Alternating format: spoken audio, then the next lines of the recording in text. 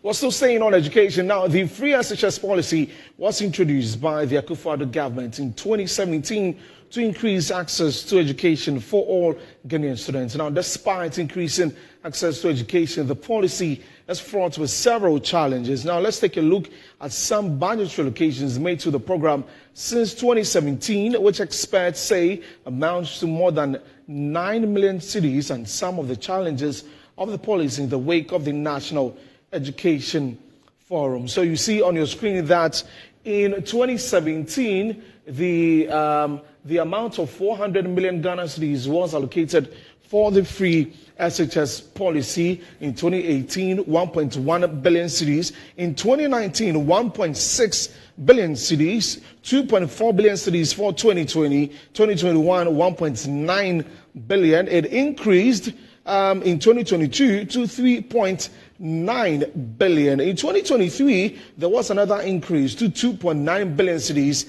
and in 2024, an amount of 3.9 billion cedis was budgeted for the free SHS policy. So that is the situation with respect to the budgetary allocations to the free SHS policy, as we have shared with you from 2014 to 2024. And moving on to the next slide, that is the challenges of the free SHS. Now, there have been challenges with respect to overcrowding in the classrooms and also in the dormitories. So limited infrastructure has been a major concern with the free SHS program. Also concerns over quality, whether it is about everybody getting in there, that is quantity, and also the quality of education given the students in the various schools. Also, the sustainability of funding, as we showed you the years, from 2014 to 2024, the amounts that has been put into the free SHS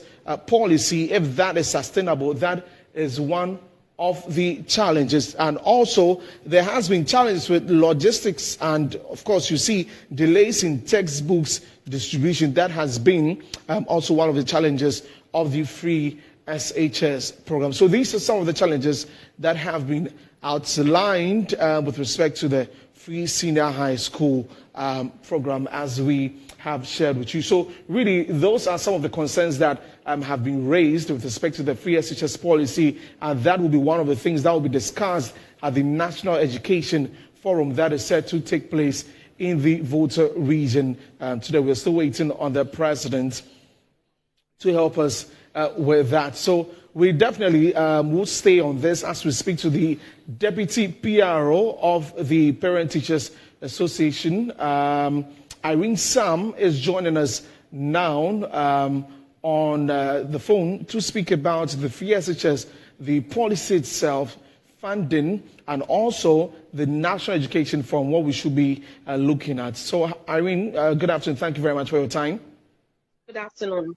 Great. We have done a breakdown of all the budgetary allocations to the free SHS since its inception, and also taking a look at some of the challenges with respect to the program. Looking at this, what is your general thought? Do you think that the monies we have pumped into the policy have actually yielded some very good results? And at this forum, what do you think would come up with respect to the free SHS policy?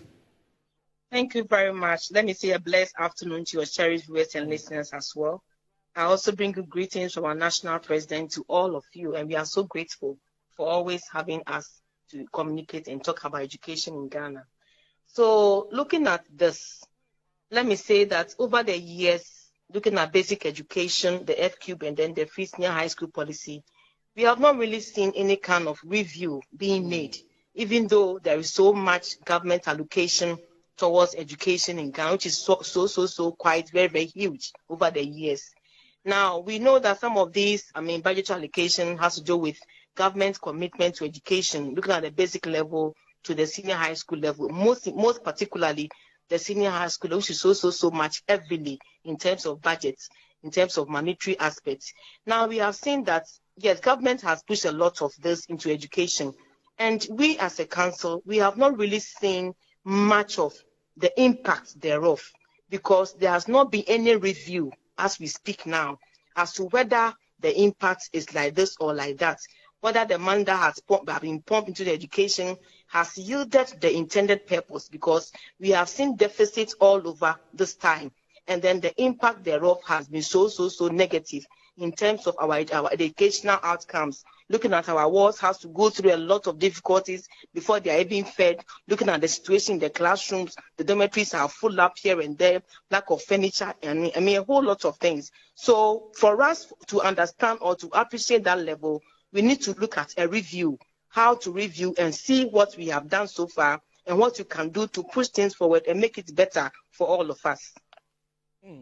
Okay, so I'm sure that's one of the things that will come up at the National Education Forum. But really, what are some of the key pointers that as a council you're looking at that, I mean, no matter what will be discussed at the forum, some of these things need to change?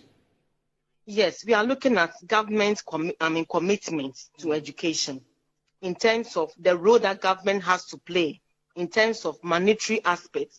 Okay. Do we have the requisite funding for that commitment? Because what we have seen over the years is that there is always difficulty in assessing government commitment. Look at examination. It was just some few months ago that we're out of the woods. You know, our worst results have to be felt because it is part of government commitment. Look at feeding deficit that we have experienced over the years. So all these things what we are looking at and see the way forward thereof. So we are seeing this as a result of all that government say I will do and I'm unable to do. So what is government's position?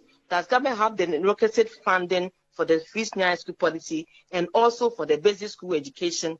Then we look at the way forward, how government will like the stakeholders, and we as a council, the largest stakeholder education, how we can also come in and help, because education is always a shared responsibility and one government cannot take the needs of all of us. So there is a way that stakeholders might come together to help it to become healthy and also to make it work for us. So that's what we are looking at.